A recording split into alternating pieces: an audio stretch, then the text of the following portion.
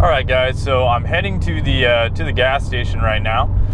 Just thought I'd do a quick vlog update of basically what I've been up to and what I've been doing to the Subaru. So, last weekend I guess was autocross. I had 2 days of autocross out there, and that was a whole bunch of fun. During that, I did some data logging of the Cobb OTS Stage 2 map, the ACN 91 octane SF Plus for the intake. I did some data logging of that, and everything looked pretty good. I got a couple 1.4 and 2.8 feedback knocks and knocked, fine knock learn a couple times. But I mean, that was kind of just some flat out driving. So just driving around on the regular Cobb off-the-shelf map, I've just kind of been noticing the car doesn't feel that super fast. I was in my buddy's STI, and I was just noticing like how fast the boost comes on in that thing, and it just felt like it was just building so much more boost and whatnot. So he was kind of saying the same thing about my car too. So I decided with some with some suggestions from some of you guys as the subscribers. I think it's David. I forget the last name, but anyways, he lives in Sacramento over by Sac Raceway. But he had recommended to me to check out the Torqued Performance e-tune. So eventually I do want to do a Pro Tune on this car.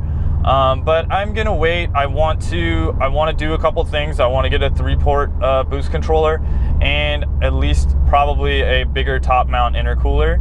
I mean, that's probably it. Possibly injectors at the same time, because I don't know. I'm just kind of up in the air if I want to maybe do an E85 tune one day, or what exactly I want to do. Methanol would also be cool. And also just the power that I have now, it's like, do I really need that much more power? I don't know. Not really. Kind of just need a 6-speed transmission. But anyways, yeah. So I paid for the Torqued Performance Stage 2, which is by a guy named Eric. He does it for 2008 through 2014 WRX and STIs. And man, I gotta tell you, when I flashed this on the car, I did it. I flashed it on there. I drove around, did a nice mellow data log under no boost or anything like that. Just making sure that all my fine knock learn, my feedback knock, my injector duty cycle, airflow learning, the boost, all of that stuff was just under control, and it all looked really clean. Like I wasn't having any issues at all. After that, I drove around on it and put some boost into it, and man, it was screaming up there just right away. I mean, it built so much more boost and pulled so much harder. So that was really awesome. And then as far as like just the feedback knock or any of that stuff, it was really, really clean. I wasn't getting anything. So then I data logged a couple pulls, and man, third gear, 2,500 RPM to 6,500 RPM. And the thing just freaking screams. So those data logs to me look clean. I'm sending them back to him right now.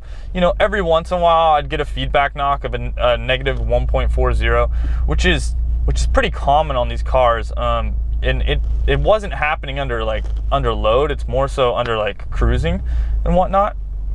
So I'm gonna have him just check that out, see if he thinks anything needs to get changed in there, if any of the timing or something. But that's under zero boost. It's right before you start building like 1 pound of boost or something on the freeway. That's usually where I start seeing that pop up. But other than that, man, it's just been running great. I mean, when it's cold out at nighttime, this thing builds a ton of boost. I've actually seen like 19 pounds of boost, and this is on the 91 octane. And as far as, like I say, all the gauges, everything looked clean, everything felt good. It felt like it was running just really nice. So overall, that was pretty cool. So yeah, I got him sent out to him right now, just seeing if he thinks anything of it. I've also heard too that sometimes we'll get feedback knock just from large bumps in the road, sometimes just from having the air conditioning on. That can do it as well, because that will put a pretty big parasitic loss on your engine. to actually like rob power. And when it clicks on and cycles, you'll notice this a lot. So anyways, I'm gonna go to Chevron and get some gas real quick. I will let you guys know. I'll keep you updated on it. You know, let you know what I think about it. I wouldn't, you know, necessarily go run out there and get it right away or anything like that, but overall I really like the tune. But I've only had it on the car for 5 days, so you know, don't take my word for it. You know, if you're like, oh, this is the end all be all, I have to get it. I still think a Pro Tune is going to be better. You want to have your car on the dyno, you know, and it's specifically tuned for your car. But for $100 right now, I don't think you can beat it, because like I said, the Cobb off the shelf, every once in a while it was throwing out some higher feedback knocks. Even at the drag strip, I noticed it quite a bit, like a -5 or something like that, which is up there. And I haven't noticed anything higher on this than a 2.8, and that is like, it's learned out right away. That's just really quick. So yep. So anyways, guys, we'll talk to you soon. Thanks for watching this vlog, and let me know if you have any comments. I'll update you on it and let you know what's going on. See ya.